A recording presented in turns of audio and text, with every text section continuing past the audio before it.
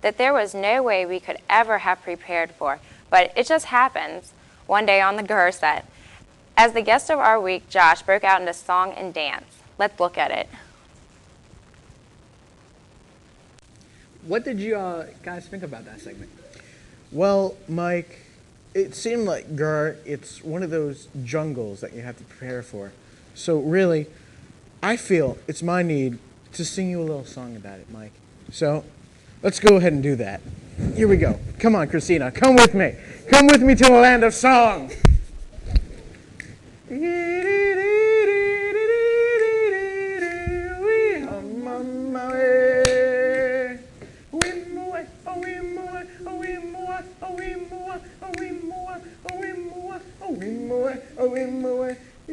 the jungle, the mighty jungle, the lion sleeps tonight.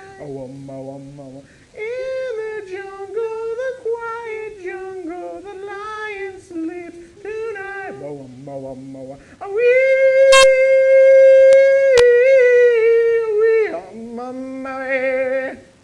I said, on my way.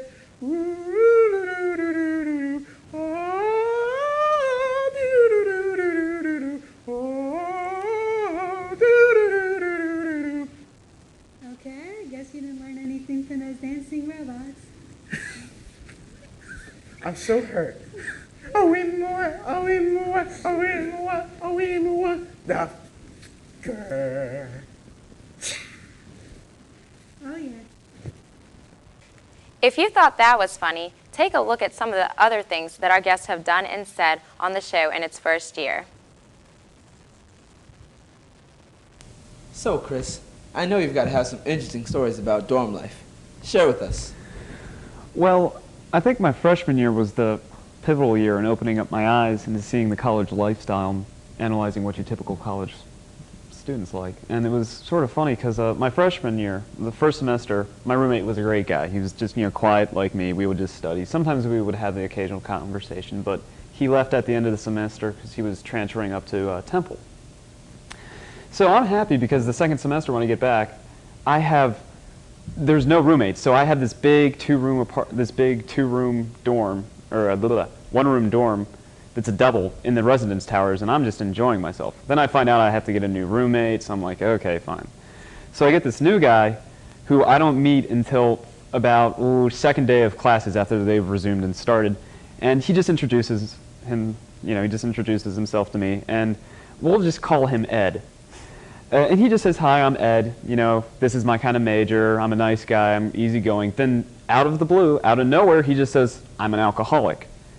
And it just caught me off guard because it was just extremely random and arbitrary. But I was just thinking to myself, like, wow, this must have taken a lot of courage to admit to yourself that I'm that I'm an alcoholic, that I have this sort of habit, that I have this problem.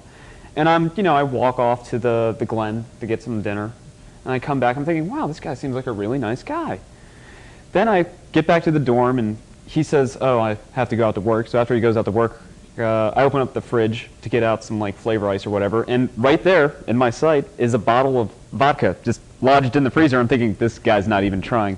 So I'm a little worried, so I go and see the RA. The RA is just sort of, And that sort of shocked me. But at the same time, while the guy would get drunk, he knew when to quit and when to stop ahead. Even though he had some loose morals, he was overall a nice guy. But then it got worse during the semester because he was a slob. So it became, there was a clear line between my side, which was clean, and his side, which was dirty. We're not just talking like a few articles of clothing. We're talking like trash. We're talking, cigarette boxes all over the place. You could build a house. You could actually probably build a wall with the cigarette boxes. And it was funny because one night when he got really drunk, he rolled out of his bed. And we're in these loft beds, so you're a good probably at least 5, maybe 6 feet off the floor on these beds. So he rolled off and comes crashing down onto it. And if it wasn't for all the trash there, it broke his fall. What was also hilarious was he would sometimes have his girlfriend over, and it wasn't sort of the nasty incidences where you walk in on them and they're making out, or you go to bed and you're awoken by some nasty moanings or something like that. It wasn't that. They were really nice. They were well-mannered. They were good kids. And what happened was one time we just got bored one night when we were just sitting around. We were drinking some coffee or tea, and she started throwing tampons at us. They were just, we weren't thinking, she was just throwing them around at us. And they left one night, and there was one down by this drawer. And there's a reason for this, because as I would go to bed at times, I would hear this scratching, this sort of, and I'm tired, it's the middle of the night when I'm woken up by it, and I just fall right back asleep. Then one night it wakes me up, and I look over, and I can sort of see it. I see this tampon that's on the bottom by this dresser, or by this drawer, It's moving up and down. I turn on lights, I freak out thinking it's like some sort of possessed tampon, or something like that. And I see it's moving up and down, and I'm like scared out of my mind. Like I'm hopped up on the bed in one corner, just, in the fetal position, trying not to cry.